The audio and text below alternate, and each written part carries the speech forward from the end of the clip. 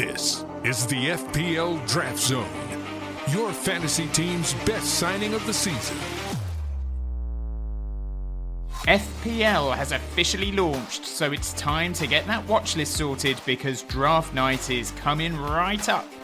We chat positional changes and BPS changes, and we take a look at the FPL's draft rankings and ask, have they got it right?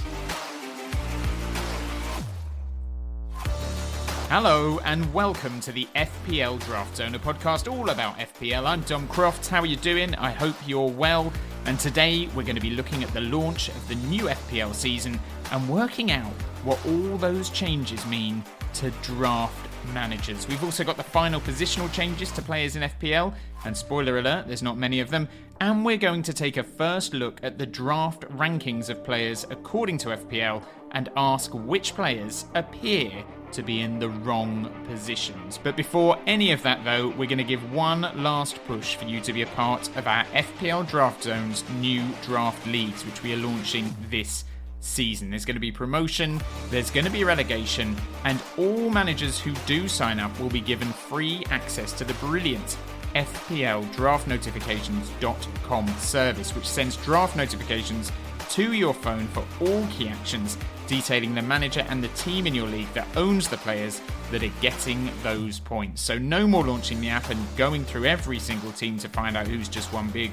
All that hard work is done for you. So if you want to be a part of it and you want access to that, get in touch with us on X or on Instagram by sending us a DM. Our handles on both platforms are at FPL Draft Zone, or you can email us at fpldraftzone@outlook.com. That's fpldraftzone@outlook.com. Tell us you want to get involved, register that interest with us, and a week on Sunday the 28th of July, we will do the divisional draw on the show, and each manager will then know exactly who they're up against. I should say, by the way, that if you don't want to get involved in our leagues, Alex at FPL Draft Notifications is providing free trials for all of August and those crucial first 3 game weeks of the season. There's no obligation to sign up after that trial period, but if you decide you want to, you're going to be looking at just £2.99 a month from October all the way through until May. For more information, head to fpldraftnotifications.com. Right, on Wednesday, FPL Towers launched the new FPL game, but not before throwing in a whole host of changes to the standard game. Most of those changes do not have any impact on draft managers whatsoever, but there are a couple we should be aware of, so let's go through those now. First up, a goalkeeping change, whereby the points a goalkeeper now gets if they score a goal has gone up from 6 points to 10 points. So if you get a goalkeeper who scores a goal, you're going to get more points. Unlikely to happen, I would say, but you never know. There are, however, tweaks to the bonus point system which will impact us a bit, so I wanted to touch on these as well. Firstly, in staying with goalkeepers, saving a penalty will now be reduced from 15 bonus points to 9 bonus points, which feels a little bit harsh to me, to be honest. Saving a penalty is quite a big deal, but apparently not as big a deal as it once was. And there are also new additions to the BPS system whereby players are rewarded or penalised for new different actions. So first up, goalkeepers and defenders who concede a goal, well, that's now going to cost them -4 bonus points, I think, for every single goal they concede. So for every goal they concede, they lose -4 bonus points. A goal line clearance will be worth 3 bonus points. A foul won will get you 1 bonus point, and every shot that is taken on target will get that player 2 bonus points. So looking at that, it does seem that these new additions are going to favour the attacking players more than your defensive assets. Losing -4 bonus points for every goal conceded, I would say, means you are very unlikely to see many defenders getting in the bonus points this season, but time will tell. Even if they keep a clean sheet as well, you would assume that unless it finishes 0-0, an attacking action in that match is going to supersede a defender's BPS score. So a forward who scores in a 1-0 or a 2-0 win is surely going to pick up more bonus points than a defender that keeps a clean sheet. But as I say, maybe I'm wrong. Time will tell. We'll see in the first few weeks of the season how it all plays out. Outside of the goal conceded penalty, though, a goal line clearance is basically impossible to call. You might get lucky with one of your players pulling that off on a match day, but I don't think you can really plan for a player to clear one off the line. And that leaves fouls won and shots on target as the other new metrics which FPL have added. Now, there's loads of good graphics going around on X and on Instagram highlighting who is likely to benefit the most from these new metrics based on last season. We'll touch on some of those players now. We'll start with the players who won the most fouls last season. So the players who were fouled the most. That would get you 1 extra bonus point this season. Top of the pile, Bruno Guimaraes of Newcastle United. And then a whole host of vagabonds. Jordan Ayew, Mohamed Kudus, James Maddison, John McGinn, Bukayo Saka's up there. So is Anthony Gordon. Other notable names in the mix include Phil Foden, João Pedro, Morgan Gibbs-White, Alejandro Garnacho, and Eberechi Eze. So all those players could benefit from that new metric that FPL have introduced. And then in terms of the most prolific players to register shots on target, so the players who have hit the target the most on average during the course of last season, you're looking at some fairly predictable names. Erling Haaland is the top of that list, followed by Mo Salah, Phil Foden, Ollie Watkins, Darwin Núñez, which arguably is a bit of a surprise, as I didn't actually know he was capable of getting a shot on target. And then you've got the likes of Cole Palmer, Alexander Isak, and Bruno Fernandes. So those are the players based on last season who may benefit from the new shots on target metric. If you put those two metrics together, shots on target and fouls won, and you combine last season's top scorers in both metrics, the biggest beneficiaries are Darwin Núñez is top of the pile in that one, followed by Erling Haaland, Mo Salah, Alexander Isak, Cole Palmer, Phil Foden, Eberechi Eze, and also Richarlison. So most of those names will probably be players that you will want in your draft in one of the earlier rounds. There's a couple there that perhaps you might think twice about, and maybe these new metrics might tempt you into signing a Richarlison a little earlier than you otherwise would. But most of those names will be players that you would have been targeting anyway. In terms of defenders, FF Scout Joe has posted a graphic on X of the holy trinity of defenders to target for bonus points. So this takes into account a combination of shots on target, clean sheets, and winning fouls. And top of the list of defenders who are capable of all those things, Josko Gvardiol of Manchester City, followed by Virgil van Dijk of Liverpool, Lewis Dunk of Brighton, Pedro Porro of Spurs, and then Trent Alexander-Arnold. Of course, bonus points could be the difference between a win and a loss in your draft league, so it is something that we all need to be aware of and take into account. But equally, I don't think it's going to be the be-all and end-all if you don't sign Richarlison, to be honest. Looking at the names that would benefit the most as well, based on last season's performances, maybe Richarlison aside, they are all players we're all going to be targeting anyway. So I don't think there's any major panic needed in terms of reordering your draft targets based on this new bonus point system. And all I can say to that is what a relief. Now that the game has launched, we now know all of the players whose positions have changed ahead of the new season. We touched on a couple in our last episode, but now we have got the full list. It's not a very long list, so here we go. Kai Havertz has moved from a midfielder to a forward, which gives us another option in that difficult striker market, but at the same time, it does make him feel a little less valuable. Ian Maatsen, though, has moved from midfield to defence, so the new Villa left-back suddenly looks a little more appealing than he would as a midfielder. Antoine Semenyo is now a midfielder, having been a forward last season. I suspect he's going to be waiver fodder for the long haul. But Christopher Nkunku is an interesting one. He was injury hit last season for Chelsea. He was classed as a striker last season, but he has been swapped in to the midfield role this season. So Christopher Nkunku is now a midfielder, and if he can stay fit, that could be an excellent pickup on draft night. It's a big if, though. He has always struggled with injuries. Richarlison has switched from midfield to attack. Another option for your front line, but again, probably not what we all want as managers. And finally, Timo Werner, who was a forward last season, he is now a midfielder this season. So there's some good and bad tweaks to positioning for managers, with Nkunku and Maatsen perhaps the ones we should be happiest with. Now, on our last pod, we touched a little bit as well on Joshua Zirkzee, who has joined Manchester United from Bologna for £36.5 million. And while I did my best to arm you with some information on him, I figured it would be a good idea to get the thoughts of a proper Italian football expert. So I caught up with Sheridan Bird to talk all things Zirkzee, as well as touching on a potential Spurs signing in Federico Chiesa, who's been heavily linked with a move to the North London club, as well as the imminent return of Sandro Tonali to Newcastle United. Have a listen to this. I've been joined by football journalist and Italian football expert Sheridan Bird. Sheridan, there are a number of Italian players being linked with moves to English clubs this summer, but one signing has already been confirmed, and that is Joshua Zirkzee signing for Manchester United for £36.5 million. He comes from Bologna. We know little about him here. He didn't play that much in the Euros. So what sort of a forward is he? Well, in the last season for Bologna, he was fabulous and he made a real impression. And I think what people particularly remember about him from Bologna is his elegance and how graceful he is. His technique is incredible. Got a very good first touch. I think he makes football a pleasure to watch. But the one thing that he needs to work on, which Manchester United, you presume, will try and develop, is his ruthlessness in the penalty area, his deadliness.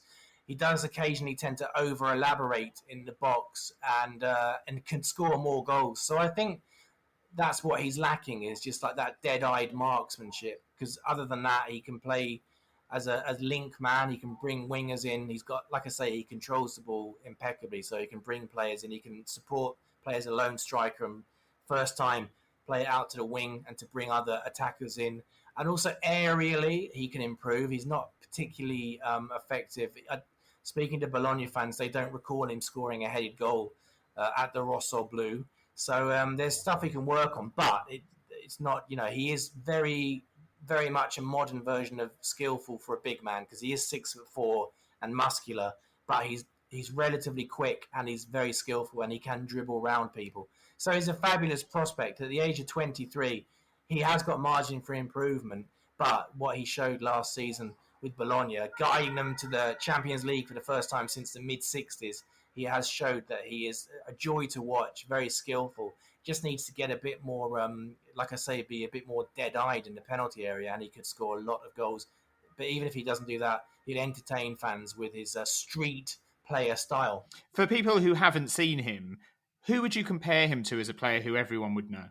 Well, this is a very over-the-top comparison. However, if you just water it down slightly, there are elements of a prime Zlatan Ibrahimovic, in the sense that his feet, he's very skillful.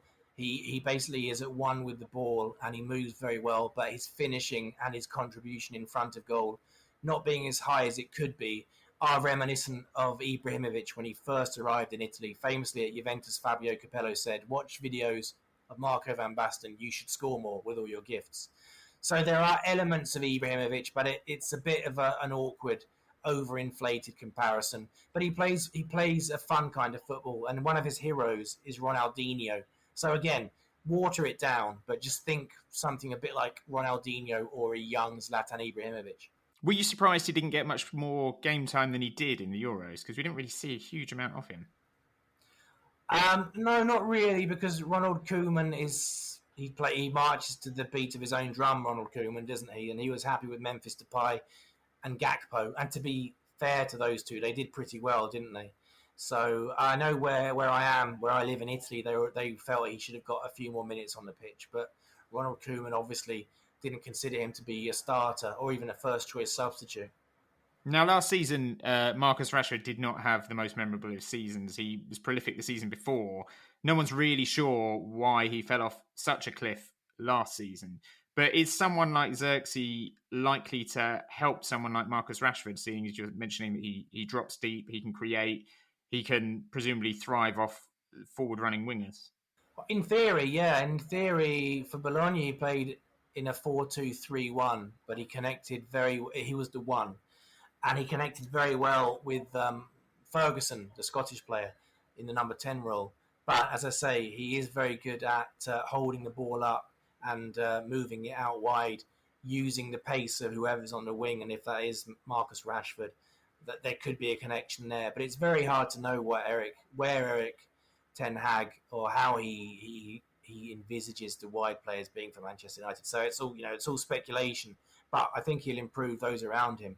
Zirkzee, and I think he is flexible enough to do well. Plus, he kind of basically did his youth apprenticeship at Bayern Munich, which is a story in itself. He's not going to be phased, I don't think, by Old Trafford. He had some good times at Bayern Munich. He didn't play as much as he perhaps would have hoped to, but he said he felt comfortable there. And he was on the bench for the Champions League final, which they won in 2020. So I think he'll improve those around him, and I think he needs to improve now. And he could become a very good player, but these things are very hard to predict, as you know. Yeah, absolutely. Do you expect him to start? Because obviously they've got Rasmus Højlund up front already. Bruno Fernandes would fill that sort of number 8, number 10 position as well. Where do you see him fitting in at United? Well, that's the thing. It's Ten Hag's delicious problem to sort out, isn't it? I mean, could he play 2 up front? What does Ten Hag want to do? I mean, is it hazardous for Rasmus Højlund? The fact that this other on paper centre forward's arriving. I reckon he'll try both of them out, and he might. I don't think anyone's ever going to play 2 big centre forwards ever again. I think that's just gone forever. Although these things do come back, but my gut feeling is that he'll probably play as the lone striker, which means that he'll be competing with Højlund. But Ten Hag might have something completely different up his sleeve. Another player being linked with a move to an English club at the moment is Federico Chiesa, who is being linked with a move to Spurs. He's obviously had a fairly injury-hit spell. Do we think he's the sort of player that could adapt to the English game? Well, it's known that he speaks very good English, and he's always had ambitions to play abroad. The biggest question mark, as you say, is his fitness, because he's had really horrible luck with injuries.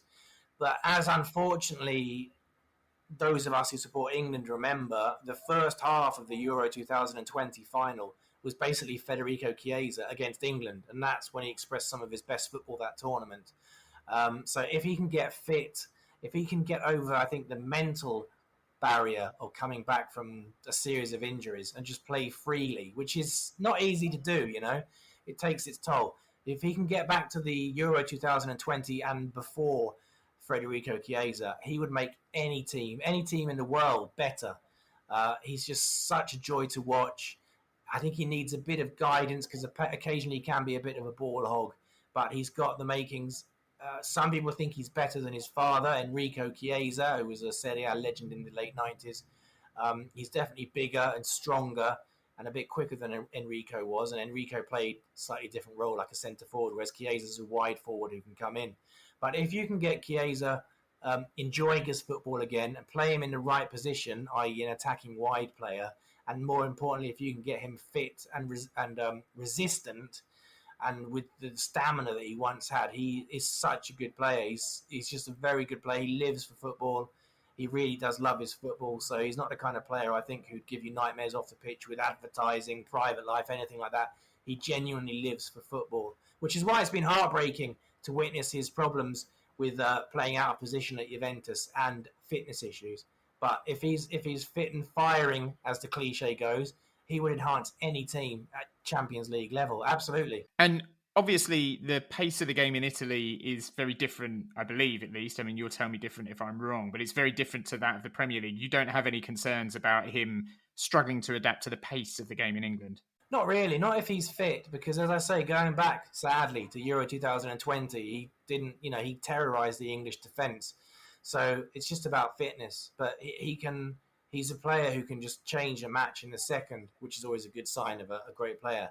So if he can get fit, it's just getting fit and getting mentally confident in his body again and his joints, etc. If he can do that, I think that he would settle into any league. There are other players being linked with a move to England, but if there was one player who you think could make that transition from Serie A to the Premier League, if you were an English manager looking to bring over an Italian talent, who would you have your eyes on if you're an English football Premier League manager? Lots of people talk about Inter's midfielder, central. Well, he's kind of a mezzala, which is like a half winger, as they say in Italy. But Niccolò Barella for Inter, very lively.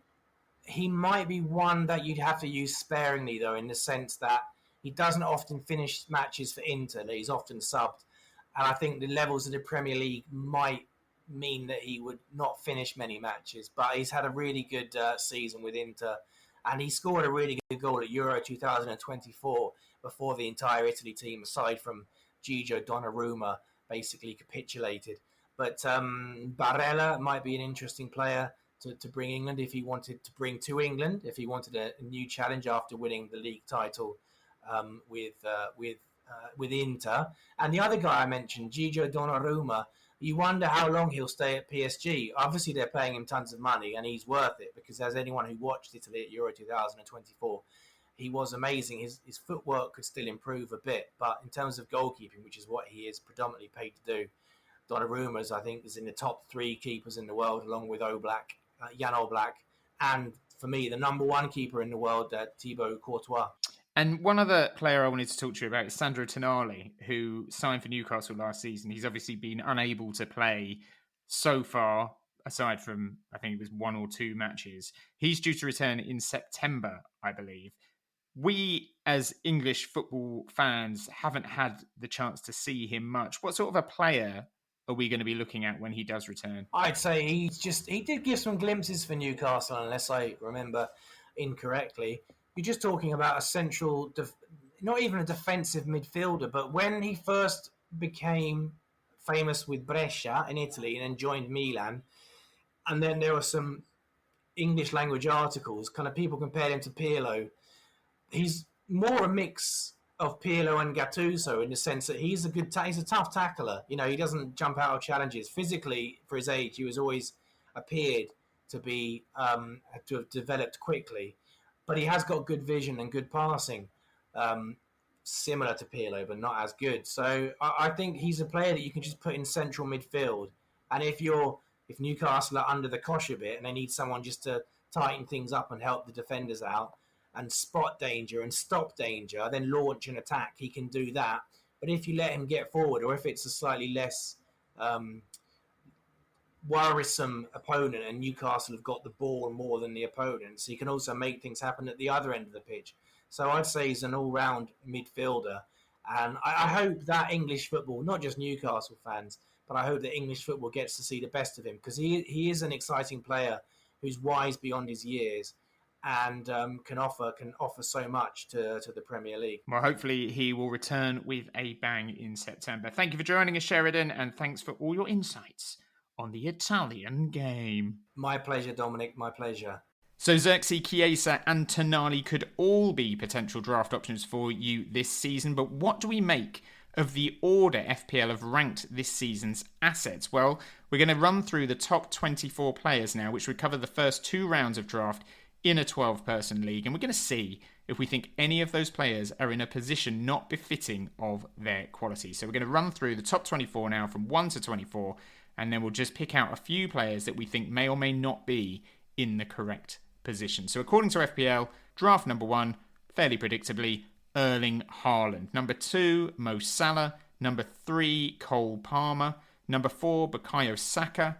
In at 5, Heung-min Son. 6 is Phil Foden. 7, Kevin De Bruyne. 8 is Ollie Watkins. 9 is Martin Ødegaard. 10, Alexander Isak. 11, Bruno Fernandes. 12, Kai Havertz. 13, Anthony Gordon. 14, Jared Bowen. 15, Dominic Solanke. 16, Jean-Philippe Mateta. 17, Nicholas Jackson. 18, Luis Diaz. 19, Darwin Núñez. 20, James Maddison. 21, Diogo Jota. 22 is Liverpool teammate Cody Gakpo. 23, Ivan Toney. And 24, Julian Alvarez. So that is how FPL Towers sees the top 24 best players in the game in order. Now, the first thing for me to say, for me, Heung-min Son is too high on that list based on his form last season. He's ranked 5th, which puts him ahead of someone like Phil Foden, and that just does not sit well with me. I do think Foden should be ahead of Heung-min Son in that list. And also, Kevin De Bruyne is ranked 7th, and he has been injury hit for a couple of seasons now. He made a big impact at the back end of last season when he did get himself fit. But for the vast majority of last season, he was out injured. And he is currently ahead of the likes of Ollie Watkins and Alexander Isak in that FPL draft order, both of whom I think should be higher than him, to be honest. I'll certainly be targeting them ahead of KDB when it comes to my draft night. I would say it's hard to justify Ivan Toney being higher than 23rd based on the fact he missed half of last season, and then when he returned to the team, he underwhelmed, particularly towards the end of the campaign. But I think the likelihood is that he will not be at Brentford at the start of the season. He is looking for a big move. I think he'll get one, and that means I think he'll have a very strong season. I'd certainly back him to finish on more points than the likes of Darwin Núñez and James Maddison come the end of the season. So I do think he's quite undervalued on this list and could be a little higher. And conversely, even though he had a very good end to last season, it does feel, to me at least, mad that Jean-Philippe Mateta is the 16th most valuable pick right now, ahead of someone like Ivan Toney. Yes, he had a good half of the season at the back end of last season, but prior to that, he has shown absolutely no evidence of being a good FPL asset. He's lost Michael Olise. He could well lose Eberici Eze as a teammate as well. I'm not saying he won't be good this year, but 16th right now just feels a little too high for him at the start of the season. Third and fourth are Cole Palmer and Bukayo Saka, respectively, in that order. Whether that's the right order, I think that's open to debate. Palmer was obviously amazing last season. He ended as the top point scorer. That's why he's been given the edge here. But then I think you have to weigh up the two teams. Chelsea are under a new manager. They're a massive unknown. They're a worse team than Arsenal, even if he comes in and blitzes it. It does make me wonder if that is the right order, but I think it's close. And then there's a few players who are not in the top 24, but who perhaps have an argument that they should be. The likes of Eberici Eze, Brian Mbeumo, João Pedro, maybe even Cunha. They could easily have sneaked in there ahead of the likes of a James Maddison or a Mateta, in my opinion. If it was my draft night tomorrow, I would target my top 10 in this order. I'd obviously have Haaland at number 1. I'd have Salah at 2, Palmer at 3, Saka at 4, Foden at 5. Some people might think Foden should be higher, but I have owned Foden many times in the past. And I didn't own him last year, but certainly the years I have owned him, he's been a frustrating own, but I would have him there. Watkins would be next, then Alexander Isak. Son would be 8, Ødegaard would be 9, and then maybe Bruno Fernandes or an absolute push, KDB, in at number 10. I do think, though, that whoever does draft Kevin De Bruyne, I think he may well be in for another long, hard season of frustration, rotation, and injury disappointment. But of course, that is total speculation. Maybe he's going to be fit for the whole season. I could be very wrong indeed. There's every chance I will be. I actually did a mock draft this week for an 8-team league, and I ended up with a squad that I would be pretty happy with if it had been the real deal. I got 6th pick in the draft, so not ideal, but this is the team I ended up with. My goalkeepers, Nick Pope of Newcastle United and Bart Verbruggen of Brighton. I think Brighton defensively are going to be very solid this year under the new manager. Defenders, how about this? William Saliba and Gabriel Magalhaes. Mark Cucurella, who obviously had a great Euros and a strong end to last season with Chelsea. Luke Shaw, who hopefully will be fit for the new season. Daniel Munoz, the Colombian fullback from Crystal Palace. So lots of fullbacks and Arsenal solidity at the back. In midfield, Martin Ødegaard and Gabriel Martinelli from Arsenal. I think Martinelli can't fail to have a worse season than he had last season. I do think he will have a strong return to form this year. I feel the same as well about Marcus Rashford, who is my 3rd midfielder. Mohamed Kudus I got in as well. And Christopher Nkunku, I picked him up purely because he is now a midfielder, and I think he's probably going to be playing at worst as a number 10. And then up front, I'm very happy with this trio, right? Ollie Watkins, João Pedro, and Brentford's new number 9, Thiago. I think that is a strong squad of 15. Let us know if you've done any mock drafts. Send us your screenshots of how well you've done or how badly you've done, and we will be sure to retweet them. You can reach us on X or on Instagram, and our handles on both are at FPL Draft Zone. Right, that is almost it for today. We will be back in just over a week's time with another episode, and on that episode, we will also be doing the draw for our FPL Draft Zone Draft League. So if you have signed up to that, you are now just over a week away from finding out what league you're going to be playing, and we'll be in touch with you over the next few days as well with more details on what we need from you guys to make sure it is a smooth draft night. Before that though, I want you all to have a lovely week. Make the most of the sun if you're lucky to have some, and we will speak to you soon. Until then, it's bye for now.